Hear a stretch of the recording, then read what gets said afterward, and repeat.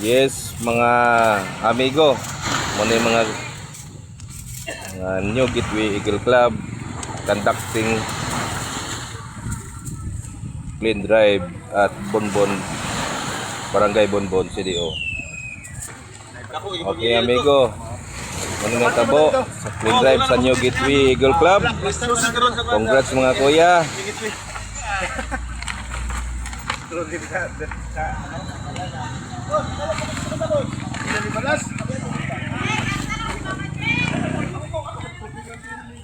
Kumpare. Pare.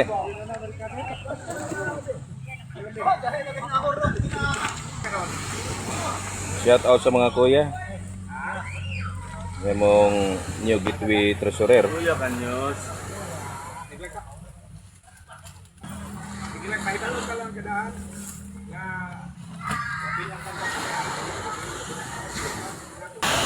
Tamang barangay Kagawad na kasamtangan New Gateway Eagle Club members.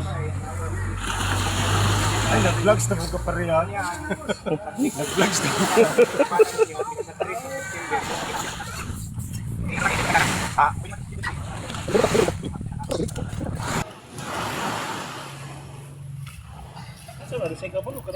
oh, yung parang tabunan yung kalot. Marka tabunan na marka. Oh, yung kantibara ba? Yan, tabunan yung kalot, yung marka mo. Ini ko among presidente sa New Gateway Eagles Club. Press, unsa kay kasamtangan, unsa kay mission and vision sa Eagle? Ang atong mission sa Eagles Club, ang bawat club is required to conduct outreach program like this activity, clean up drive, tree planting, giving of food packs to the community. Mga less fortunate na to nga brothers and sisters, makatabang ka bisag sa gamay nga kantidad, kinabangay si brotherhood maning Eagles. So required yun kada bulan conduct activity nga makatabang ka sa komunidad. Mao gyud ay vision and mission sa Eagles. Dili lang kini nga pasikatay nga musikat ka nga Eagles ka. Kung dili ang una gyud ani is commitment to the community, service sa komunidad nga makatabang ka.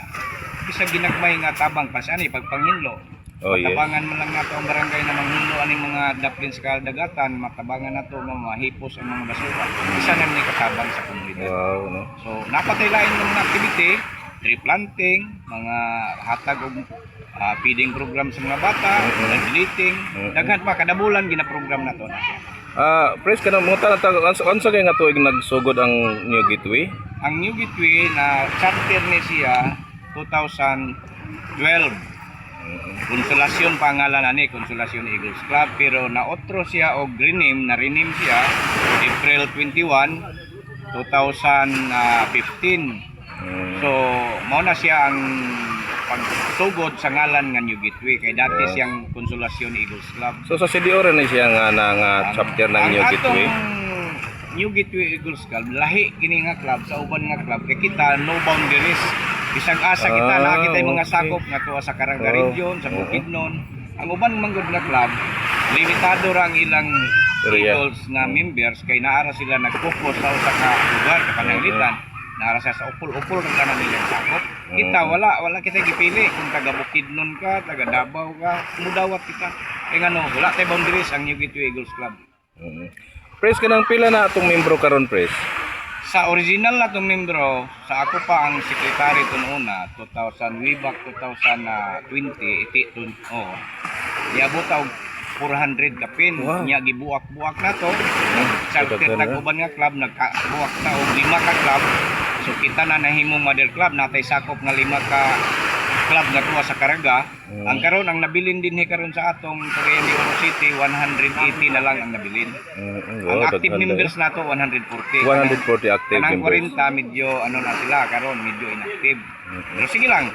Anyway, ang atong mga membro is di man nato ma-kuan gyud nga ma-require mo tunga sa kada activity kay naan mga trabaho. But willing sila mo amot, mo appeal sa mga aktibidades. Kung kinahanglan makahatag silang suporta, makasuporta sila. Bisag wala ang nila presensya apan ang atong mga committed ng mga kuya ug ate naa kanunay sa kaluyo. Pres, unsa Pres i-invite ang gusto nga mo kuan. So ako lang buhulay, panawagan kita ang ang mga buhulay, gustong mo appeal sa atong Eagles. Kining atong Eagles dili kini usa ka organisasyon nga makaginansya ta. Ang tawag yun ani is commitment lang yun sa komunidad, community.